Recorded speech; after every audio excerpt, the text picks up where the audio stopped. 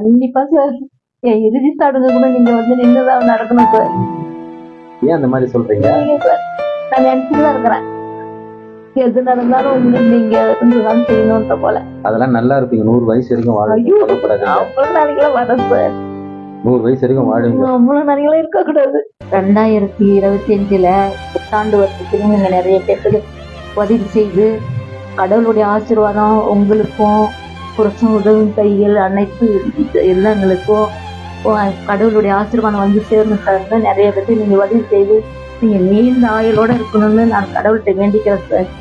நீங்க நல்லா உதவி, உங்க உதவி இன்னும் எல்லாருக்கும் போய் சேரணும்னு நான் கடவுள்கிட்ட வேண்டிக்கிறேன் சார். நீங்க உதவி